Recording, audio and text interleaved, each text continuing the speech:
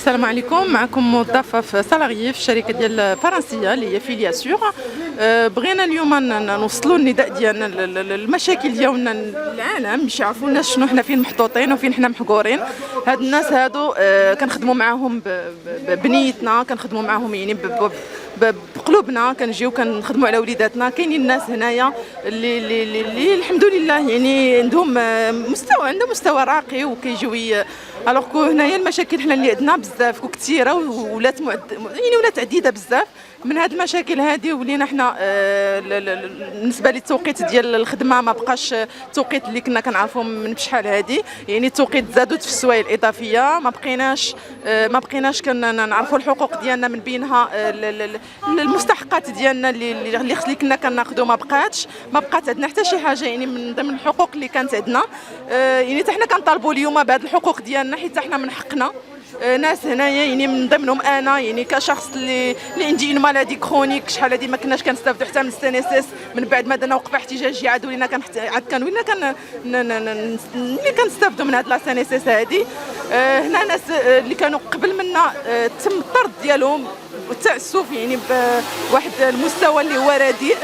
يعني كيجي بنادم كيجي خدام عادي حتى كيصدق هزوه الاداره وتبعوه بالساك ديالو الله يعاون. هذه ماشي كاع يعني داخله في القانون ديال الشغل اللي كيعرفوا جميع الناس. حتى حنا عندنا حقوق ديالنا، بغينا الحقوق ديالنا ترجع لينا، بغينا حتى حنا الصوت ديالنا يوصل للجميع. حيت بزاف على هذا الشيء اللي حنا كنعيشوا دابا حتى حنا راه يعني خدامين على ولادنا. حتى حنا كنخرجوا ماشي كنخرجوا باش كنخدموا الحمد لله خدمه شريفه حتى هما يعطيونا حقنا، وهذا الشيء اللي كنطالبوا به.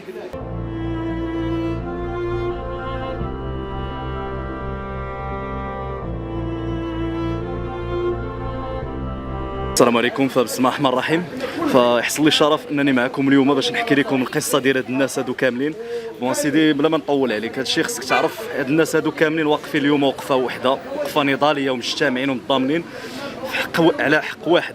سيكو بالنسبه لهاد الناس هادو ما واخدين لا حقوقهم الماديه لا حتى شي حاجه. هاد الناس هادو كيعانيو ومن تعاملات لا انسانيه. فراه كتعرف المغاربه الدار الكبيره القلب الكبير، نصبروا على اي حاجه الا التعامل الانساني.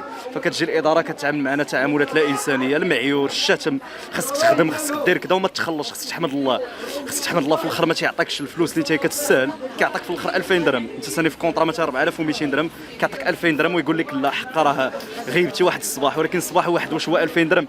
فهمتي شنو بغيت نقول لك؟ يعني كاين بزاف د الحوايج وسورتو تنعاود نشدد عليها لاكسون. التعامل لا انساني، التعاملات لا انسانيه، الشتم، الفاحش. وهذه الاداره كتعمل هذه الاعمال هذه، والناس عيات ما تصبر. واحد النهار صافي بالضبط تقريبا واحد 10 شهور وهما صابرين بحال هكا. اليوم الناس ما بقاش قادره تخدم في الدل هذا، وكنستسمح على هذا المصطلح هذا في الدل. يعني ولا بنادم كيدلك تيعطيك 2000 درهم وتيبدا يقول لك ندير بك اللي بغيت، نجيبك نهار السبت، وهذه انا راه مسول على راسي نجيبك نهار السبت، بقى يجيبنا نهار الاحد. تيخدمك 6 ايام على 7 ايام في السيمانه.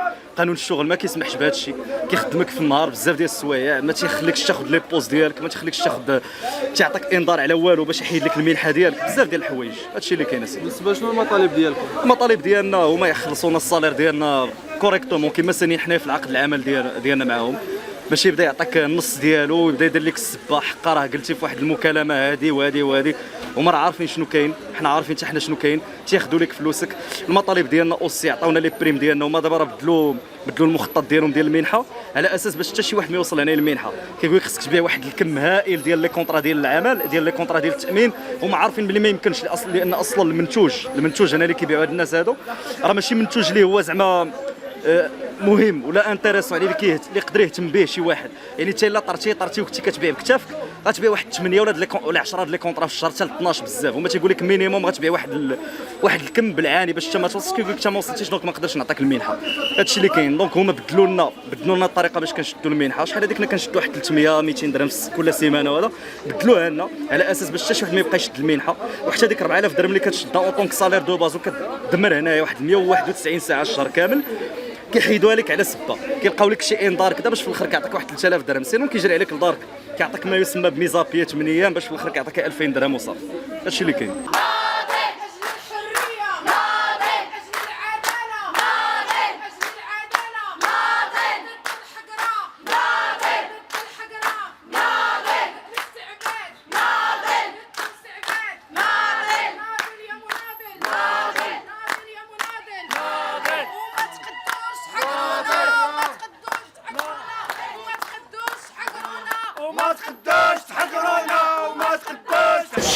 Oui, bonjour à tout le monde, à tous les téléspectateurs et téléspectatrices de cette chaîne. On m'a proposé de m'exprimer par rapport aux problèmes qu'on vit depuis un bon bout de temps. Et heureusement que la presse est là aujourd'hui pour transmettre la volonté de tous les salariés de cette société. Ce que je peux dire aujourd'hui, que moi personnellement, je suis dans un tel état de santé qui reflète vraiment le stress dans lequel normalement exposer ce genre de profession. Ça de 1. De 2, surtout il y a une atteinte aux droits des salariés. D'accord ? C'est-à-dire on parle surtout de tout ce qui est salaire. C'est ce qu'on est en train de revendiquer au règlement interne, qu'il faut quand même négocier tout ça pour pouvoir arriver la situation au moins les droits des salariés d'une part, et que bien sûr que la société puisse aussi voir aussi ses bénéfices. C'est-à-dire qu'il faut qu'il y ait quand même une solution définitive où tout le monde sera gagnant-gagnant. C'est ce que sont en train normalement de dire ces gens-là. On cherche une solution où ils pourront retrouver leur travail en toute dignité, que leurs droits soient bien sûr préservés et acquis, et que les gens qui tiennent la société ils soient aussi gagnants de leur côté. C'est tout ce que je revendique au nom de tous les salariés et de moi-même. Je vous remercie. تشكر المنبر ديالكم الاعلامي وتشكر المنابر الاعلاميه اللي تتواكب الهموم ديال الطبقه العامله والوجود ديالكم اننا بالنسبه لي نعتز بوجود المنابر الاعلاميه التي تواكب المشاكل التي تتخبط فيها الطبقه العامله. وحنا كاتحاد المغربي المدرسه للنضال المدرسه للحوار مع كامل الاسف انتم جيتوا تغطيو بان تشوفوا واحد الطاقه شابه في مقتبل العمر ادات ثمن في خدمه هذه الشركه التي نعتبرها بانها شركه اجنبيه جات ما غدير السوسيال، ولكن خصها تطبق القانون مدونه الشغل. مع كامل الاسف تلقاو بعض العناصر المغربيه هي الاداه ديال التسلط على الطبقه العامله. علاش؟ باننا الاخوات خدموا اكثر من 6 سنين وتيجيو تيقولوا لهم كان عندنا 100 عامله، هذا القطاع هذا وصلنا ل 28. هادشي تيديروا لهم تيرغموا بان يستقلوا ما يشدوش يخرجوا مخفوحين. حنا تنقول لهم كاتحاد المغربي الشغل نحن في خدمه الطبقه العامله وجينا اليوم كتضامن باننا ماشي تنضامنوا، حنا جزء من الناس اللي تيحملوا الهموم ديال الطبقه العامله.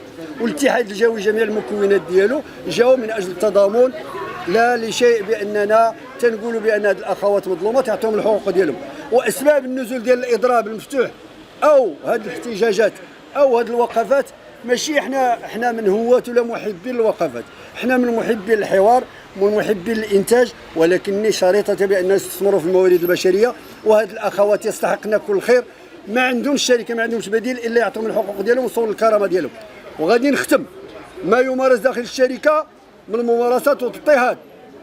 هاد القضيه المرافق الصحيه باش يجي القاوري يبقى يطلع للبنات، انا في الحقيقه راه غير تنحشم ما تيكون خارج وغادي نقول له شوف vous faites ça chez vous, c'est pas ici. Ici c'est le Maroc. Le Maroc انا عندي كروا روج بان يقيس شي واحد في الكرامه ديال المواطنات والمواطنين، والعائل المغربي راه غادي في هذا الصدد.